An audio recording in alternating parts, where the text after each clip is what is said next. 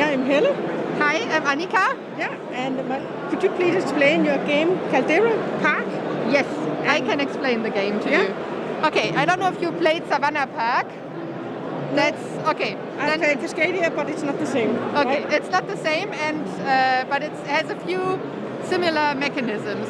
So you place your animal tiles in your park, and you try to form very big animal groups that are adjusted to water. And you do so. The active player chooses an animal and chooses in which territory it's placed. So, for example, you can say the bears all go to the forest. And every player has to choose from their tiles here. If there's a bear, you have to place it on a forest location. Okay, so everyone has to place a bear. Yeah. Okay. And the next player chooses the next animal, and everyone has to follow along. Yeah, to follow along as good as they can. So if you don't have a bear anymore, you choose another tile, but also place it on the forest. Okay, so then you get to choose. Yeah.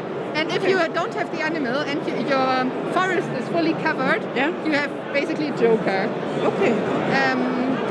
And there are also bad weather tiles here. They forbid you to place certain things here. Okay. So, for example, you cannot place tiles with exactly 3 animals adjusted to that tile. And they are revealed during the game. With every round you get another bad weather, and you cannot predict where they come. So there's an easy side of the board where they are all at the outside, and then you have a more difficult side on the back. Okay, where the other side of the map. Yes, yes. So many more animal tiles will be affected in this one. Yeah, 6 instead of just 3. Yes, exactly. In the end, you get points for every. You take your mammoth, and then you get points for every territory that's fully covered, and also for the animal groups. And you count the number of animals of the biggest group. So, for example, this would be the eagles. And you multiply them with how many water areas are adjusted to them. So you, in the best case, you get 33 points. Okay. And so that's basically the game. It's quite easy, but it's really hard to master, especially if the other players are being mean to you. And don't make life easy for you. What was that game called? I just thought of where you lie 9 tiles and you have to have a crown on it.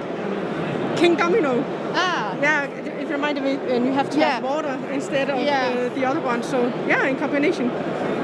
Yeah, and you of course need to have water for your animals. Yes, and Savannah Park was the first game of, but that's way more easy. And in Savannah Park, everyone has to place exactly the same tile. And here you only have to.